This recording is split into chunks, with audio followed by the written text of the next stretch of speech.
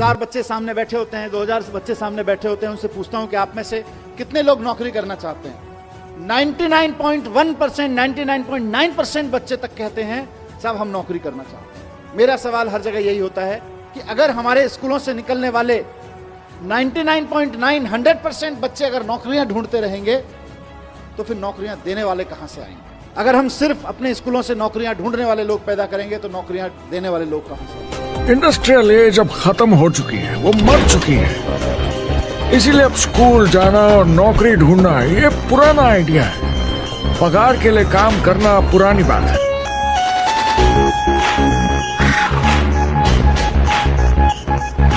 मेरे पास कोई सर्टिफिकेट नहीं है जो कहता है कि मैं अच्छा एक्टर हूं। एजुकेशन के फील्ड से नहीं हूं, मैं एक कलाकार हूं, एक आर्टिस्ट हूं, एक क्रिएटिव इंसान हूं।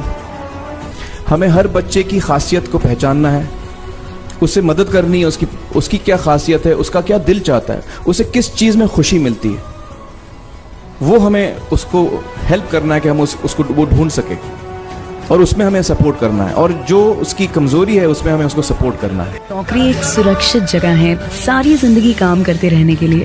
हमारे देश के इतिहास में पहली बार हमारे बच्चे हमारे जितने सफल नहीं हो सकेंगे। मैंने दोस्तों की और खुद की नौकरी जाते देखी है, पगार कटते देखी है। लोग ज्यादा काम कर रहे हैं कम तनख्वाह में, उनके पास वक्त भी कम है और आजादी भी कम। वो लगातार दबाव में रहते हैं। जब तक जोड़ेंगे नहीं तब तक छोड़ेंगे नहीं, जब तक जोड़ेंगे नहीं तब तक छोड़ेंगे नहीं।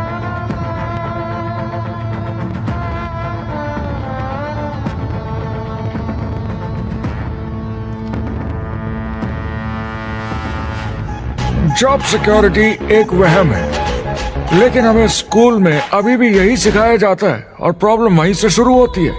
फाइनेंशियल एजुकेशन स्कूल सिस्टम में मिसिंग है। कोई भी प्रोडक्ट खरीदना हो लोग अमेज़न पे खरीदते हैं। हमारे यहाँ का लड़का उसको चलाता है, मेहनत करके उसका सॉफ्टवेयर बनाता है, हमारे आईआईटी से निकला हुआ। हमको खाली तनख्वाह हाथ में आती है देश को, देश की इकोनॉमी को, और अमेरिका को सारी दुनिया के जितने भी लोग उससे अमेज़न को यूज करके कुछ खरीद रहे हैं, उसका सारा प्रॉफिट अमेरिका में चला जाता है। फिर हम कैसे उम्मीद करें कि अमेरिका के मुकाबले हमारी देश की इकोनॉमी बढ़ेगी? देश की इकोनॉमी को जॉब सीकर्स आगे नहीं बढ़ाते हैं, देश की इकोनॉमी को जॉब प्रोवाइडर्स आगे बढ़ाते हैं। कहते हैं ना कि फील्ड में रहोगे तो छक्का लगता है। क्रिकेट के हिसाब से देखें, पवेलियन में बैठ के थोड़ा ना छक्का लगता है, फील्ड में रह के छक्का लगता है। लेकिन यहाँ पे कुछ और लागू होता है, जैसे उसमें है जब तक तोड़ेंगे नहीं तब तक छोड़ेंगे नहीं। लेकिन यहाँ चूंकि टीम है पूरी, तो आप सब टीम का फर्ज बनता है उस डायलॉग को इस तरीके से बोले, जब तक जोड़ेंगे नहीं तब तक छोड़ेंगे नहीं। तोड़ने से पहाड़ टूटता है, फिल्म में ये था, लेकिन आपके जुड़ने से पहाड़ बनता है, ये सच है। कुछ तो गलत हो रहा है। अगर सोमवार की सुबह हार्ट अटैक के चांसेस 35% से बढ़ जाते हैं, टेक्नोलॉजी बढ़ रही है, जॉब सिक्योरिटी कम हो रही है, लगता नहीं कि पैसे कमाने के पुराने तरीके अब भरोसेमंद रहे हैं। हर काम को करने के अब बेहतर तरीके हैं, पर हम अब भी पुरानों में फंसे हैं। दुनिया के सामने सबसे बड़ा चैलेंज ये नहीं है कि पैसे कैसे बनाएं, बल्कि ये कि बेरोजगार लोगों का क्या करें। लोगों को डर है कि उनका डिसीजन गलत ना निकले, उन्हें डर है कि शायद उनके पास काबिलियत ना हो। नेटवर्क मार्केटिंग इकलौती ऐसी इंडस्ट्री है जो नहीं कहती कि आपका भविष्य आपके गुजरे कल के हिसाब से हो।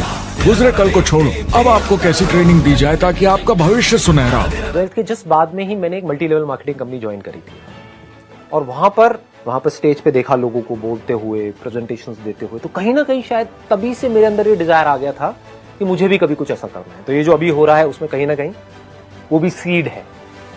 आई used to sit in an audience of around say 300 people, 500, 1000 people, and used to see somebody talking about something on stage कि ये वो whatever, और प्लस पैसे के मामले में भी दिमाग वहां से खुल गया था। 20-21 साल के लड़कों से मैं मिल रहा था वहां पे, मतलब होता था ना, एक अपलाइन होती थी, डाउन लाइन होती थी, whatever, जिनको पता है मल्टी लेवल मार्केटिंग के बारे में, तो वो मिलवाते थे कि देखो ये तुम्हारे जैसा ही है। तो कहीं ना कहीं दिमाग में ये आ गया था कि मैं भी कर सकता हूँ। सो ये आना बहुत जरूरी होता है, क्योंकि जहां मैं ये सोच रहा था कि कहीं से 10-15 हज़ार रुपए भी आ जाए तो बहुत है, जहां ये सोच थी वहां पर ये आ गया था कि हाँ 1-1.5 लाख रुपए कोई बड़ी बात नहीं, कमा लो, ऐसे कमा लो। जब तालीम कोई हासिल करता है, मैं भी सराफ साहब को भी यही बता रहा था, मुझे खुद जो है बहुत प्राइड होती है जब लोग पढ़ाई लिखाई करते हैं। मुझे लगता है तालीम से ज़्यादा अहम कोई भी चीज़ दुनिया में नहीं है। और जैसा मैंने आपसे कहा, इस वक्त ये जो आपका मुकाम है, ये जो उम्र है आपकी, इस उम्र में आप में सबसे ज़्यादा जज्बा होगा, सबसे ज़्यादा ब्रेन सेल्स होंगे और सबसे ज़्यादा बाल होंगे। कुछ सालों बाद जज्बा भी कम हो जाएगा, बाल भी कम हो जाएंगे। दोनों चीजों में, इकोनॉमी के पॉइंट ऑफ व्यू से भी और जॉब के पॉइंट ऑफ व्यू से भी। और इसको गांठ बांधने मैं चाहता हूं सारे प्रिंसिपल, सारे टीचर्स, हमारे जितने साथी हैं, जिस वक्त हम देशभक्ति की बात करते हैं ना, कि जब दुश्मन की सेना सामने खड़ी हो तो देश के लिए जान देना देशभक्ति है, लेकिन जब बेरोजगारों की सेना सामने खड़ी हो तो देश के लिए नौकरियां देना देशभक्ति है। हमने भी ऐसा कुछ शुरू किया है, या हम भी ऐसा कुछ कर रहे हैं जो ट्रेडिशनल नहीं है, जो बहुत अलग है, और जिसके लिए बहुत लोग बोलते हैं कि पता नहीं होगा कि नहीं होगा, कर पाएंगे कि नहीं कर पाएंगे, या तुम कर रहे हो करके दिखाओ, तुम कर लिए तो देखते हैं। और लोग जगह जगह समय समय पर, हर समय हर किसी को, यहाँ पे जितने लोग भी बैठे हैं उनको कहते हैं कि तुमसे तो हो नहीं पाएगा। लोगों को एम्प्लॉय बनना और सैलरी के लिए काम करना सिखाया जाता है। ये मिडिल क्लास के ऊपर चार्ट है। मिडिल क्लास लोगों में जो स्कूल जाते हैं उनकी इनकम साल दर साल कम होती जा रही है, लेकिन पेरेंट्स फिर भी कहते हैं स्कूल जाओ, जॉब करो। तो इन सारे मिडिल क्लास लोगों को जो चार्ट में नीचे होते जा रहे हैं, इन्हें कहा जाता है वर्किंग पुअर, यानी काम करने वाले गरीब। अब कहते हैं गरीबी कम हो रही है, हो सकता है, मगर काम करने वाले गरीब बढ़ रहे हैं। इसका मतलब है लोग उतना नहीं कमा पा रहे जितना जीने के लिए जरूरी है। जो फाइनेंशियल प्रेशर या आर्थिक दबाव लोग आज महसूस कर रहे हैं, वो पहले के समय से मेरे ख्याल में आज कहीं ज्यादा है। अगर आप खुद के लिए काम नहीं कर रहे हैं तो आगे का रास्ता बड़ा कठिन होने वाला है। आज अगर आपको अपना भविष्य नियंत्रण में रखना है तो 40-40 प्लान नहीं चलेगा, यानी कॉलेज पास करके जॉब लेकर 40 घंटे काम हर हफ्ते 40 सालों तक, वो दिन जा चुके। तो ये जो मौका आपको जिंदगी ने दिया है, ये जो थ्रेशोल्ड पर आप हैं, जब आप बाहर जाएंगे, काम करना शुरू करेंगे और पढ़ाई करेंगे, आप में से कुछ ग्रेजुएट हो रहे हैं, कुछ पोस्ट ग्रेजुएट हो रहे हैं, बहुत सारे अभी PhD हासिल करके गए। आप लोगों को सिर्फ इतना कहना चाहूंगा कि जैसे आपकी सोच है, जो आपके दिल में आए, जिंदगी भर सिर्फ वही कीजिएगा। क्योंकि जब आप मेरी उम्र के होंगे या अपने माँ बाप की उम्र के होंगे, अपने टीचर्स की उम्र के होंगे, तो कहीं ना कहीं दिल में कोई ना कोई रिग्रेट रह जाती है कि मैंने वो क्यों नहीं किया। तो हर लड़के और हर लड़की को मैं सिर्फ यही कहूंगा, प्लीज जो दिल में आए इस उम्र में जरूर कीजिएगा। सबसे आसान काम है, जैसे आपने बताया, नौकरी करना तो सबसे आसान काम है, लेकिन खुद से क्रिएट करना कोई चीज़, वो वाकई बहुत डिफिकल्ट है। पूरी ज़िंदगी गुजार देते हैं, क्योंकि मिलता रहेगा, वो सो हटाएंगे तो नहीं, आपको मिलता रहेगा, सरकारी पैसा आता रहेगा आपके पास। लेकिन खुद से जब करते हैं ना, तो उसको करते हुए बहुत दिक्कतें आएंगी, डेफिनेटली बहुत दिक्कतें आएंगी। अपने लड़के लड़कियों को तैयार करें देश को नौकरियां देने के लिए, क्योंकि नौकरियां नहीं रहेंगी तो जितने सुसाइड देश भर में हो जाते हैं, उससे कम लोग बॉर्डर पे मारे जाते हैं। अगर आप बॉर्डर की बात करें तो अभी दुश्मन की सेना से जो खतरा है वो तो होता ही है, किसी भी मुल्क को होता है, लेकिन सबसे ज्यादा खतरा देश के नौजवानों को आज बेरोजगारी से है। और बेरोजगारी का मुकाबला करने के लिए हमें देशभक्त पैदा करने पड़ेंगे, ऐसे देशभक्त पैदा करने पड़ेंगे जो हजारों हजारों लोगों को नौकरियां दे सके। हम चाहते हैं कि बच्चे का डर निकले, हम चाहते हैं कि बच्चे के अंदर कुछ नया करने की, कुछ बड़ा करने की हिम्मत पैदा हो। और अगर बड़ा करने की, नया करने की, कॉन्फिडेंस के साथ क्रिएटिव तरीके से करने की हिम्मत पैदा होगी, तो ना सिर्फ ये अपने लिए बल्कि हजारों हजार लोगों के लिए और नई नई नौकरियां क्रिएट करते रहे। अब मेरी लाइफ का टर्निंग पॉइंट आया। मैं एक सेमिनार में गया, जो एक मल्टी लेवल मार्केटिंग कंपनी का सेमिनार था। अब मेरी एज उस टाइम पे 18 साल थी। मैं सच बताऊं, 3 घंटे का सेमिनार था, मुझे कुछ समझ नहीं आया, सब कुछ मेरे ऊपर से निकल गया। और मुझे एग्जैक्ट याद है आज भी कि मैं कहाँ बैठा था। आगे से एक ऑडिटोरियम था और मैं यहाँ से तीसरी सीट पे बैठा हुआ था। मैं देख रहा था और इस जगह पे एक 21 साल का लड़का खड़ा हुआ था। जब तक वो बोलता रहा, मेरे दिमाग में कुछ नहीं घुसा, सब ऊपर से निकल गया। लेकिन एंड में उसने एक बात बोली, कहता मेरी एज 21 साल है और मैं महीने का 2.5 लाख रुपए कमा रहा हूँ। उसमें उन्होंने क्या किया होता, उस चेक की बड़ी सी फोटोकॉपी कराई हुई और स्टेज पे खड़े हो गए ऐसे दिखा रहे थे। अब मैं वहाँ बैठा हुआ जीरो गिन रहा था, 1 2 3 4 5। मेरे दिमाग में आ रहा था, मैंने कहा ये तो सच में कमा रहा है 2.5 लाख रुपए महीने का। मेरे तोते उड़ गए, दिमाग फट गया मेरा। मैंने ये देखा था जिंदगी में कि भैया 10-15 हज़ार रुपए के लेवल पे पहुंचने में भी सालों लग जाते हैं, और यहाँ दूसरी तरफ एक लड़का है मेरे जैसा ही जो कह रहा है कि मैं 2.5 लाख रुपए महीने का कमा रहा हूं। और वो 1 सेकंड लगता है, 1 सेकंड, वही वो सेकंड था मेरी जिंदगी का। अंदर से चीख निकली, मैंने कहा कि अगर ये लड़का कर सकता है जो देखने में बिल्कुल मेरे जैसा है, अरे तो मैं क्यों नहीं कर सकता? मैं क्या कोई दूसरे प्लेनेट से आया हूं? मैं क्यों नहीं कर सकता?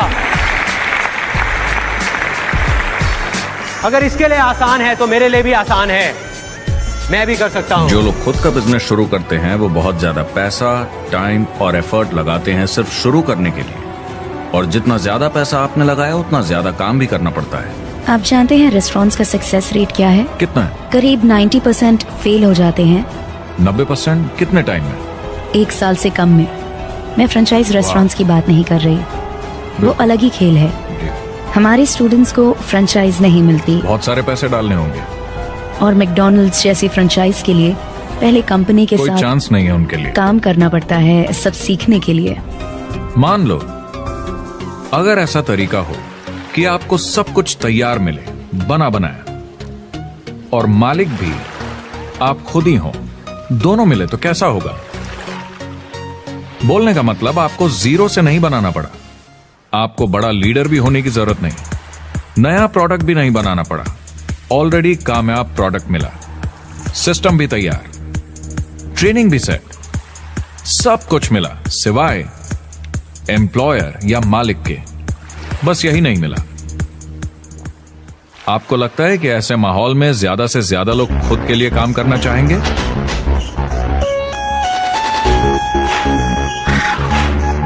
So the only thing I realize is that practice makes you perfect. तो जो भी काम आप जिंदगी में करें उसको डिलीजेंस से करें, ऐसा करें कि कोई गलती ना हो, अपना पूरा दिमाग लगा कर करें, सोच समझ कर करें, ऐसे करें कि ये काम जिंदगी में आपका पहला काम है और इसके बाद आपको मौका नहीं मिलेगा, और शायद ये काम आपका जिंदगी का आखिरी काम है, इसके बाद फिर मौका नहीं मिलेगा। So do it with that kind of diligence. भी मानता रहा क्योंकि मेरे जीवन में भी कई ऐसे क्षण आए जहां पर मुझे संघर्ष करना पड़ा। कई बार हताश होकर के मैं पूज्य बाबूजी से, जब वो जीवित थे, तो उनके सामने जाकर के कहता था कि बाबूजी जीवन में संघर्ष बड़ा है। तो उन्होंने बहुत अच्छी बात बताई। उन्होंने कहा कि बेटा जब तक जीवन है तब तक संघर्ष है।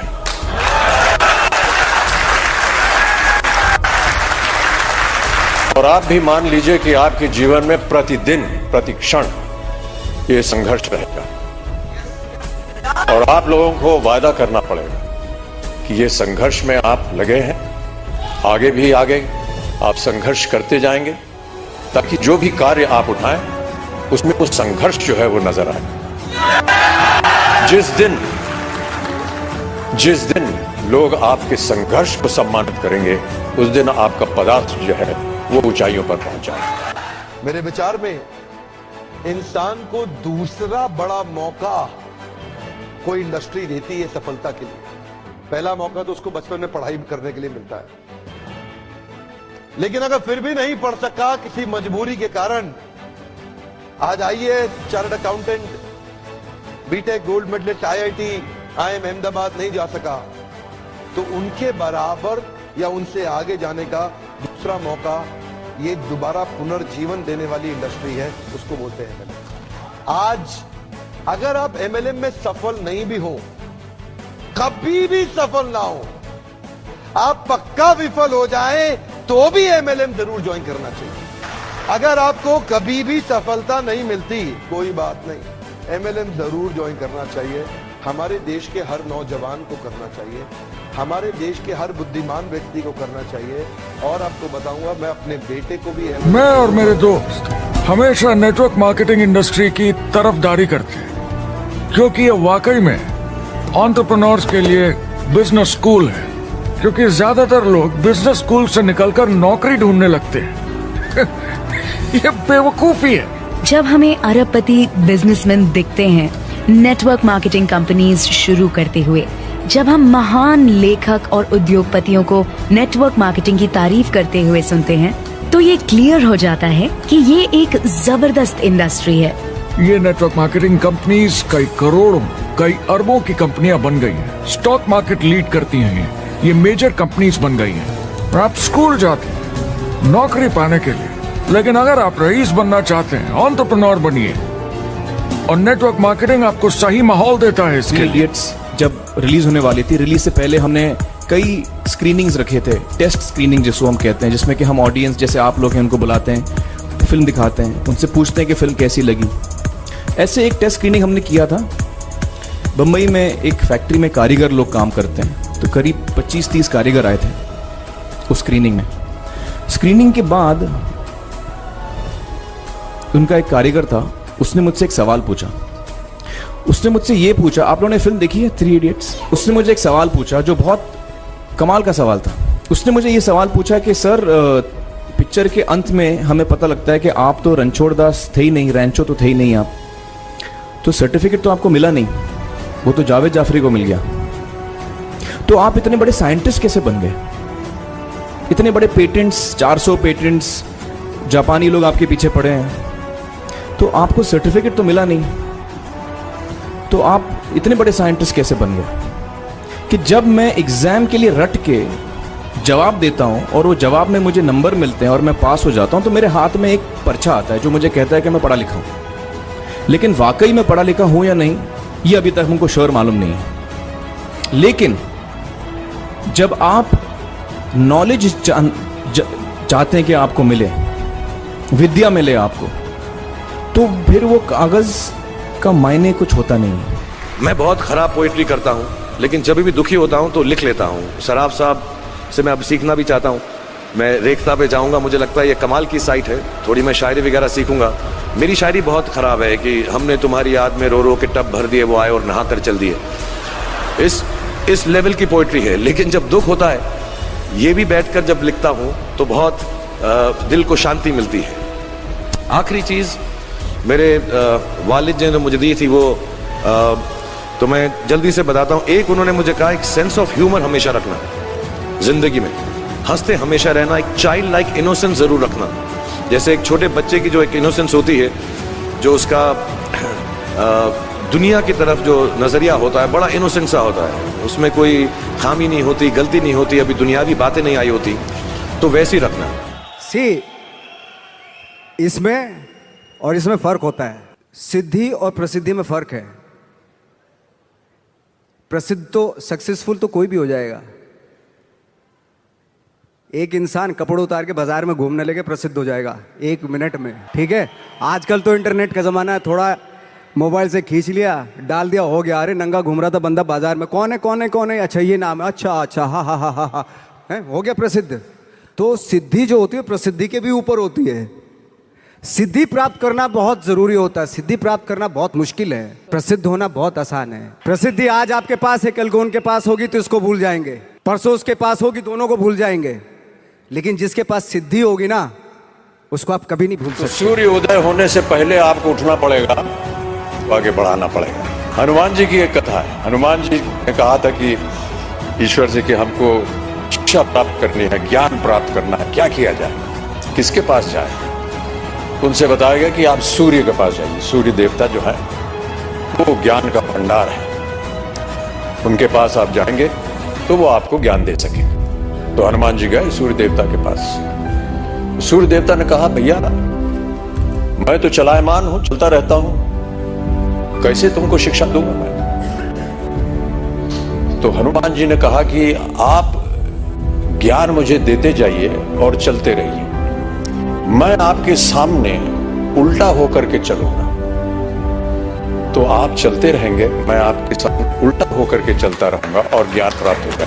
एक संस्कृत का श्लोक उन्होंने मुझे बताया कि सूर्योदय चास्तमय चशाइनम जहाति लक्ष्मी कवि चक्रवर्ती नम। माने ये कि सूर्य उदय होने से लेकर के और अस्त होने तक जो इंसान सोता है, वो चाहे चक्रवर्ती राजा भी क्यों ना हो, उसकी धनराशि जो है वो गायब हो जाए।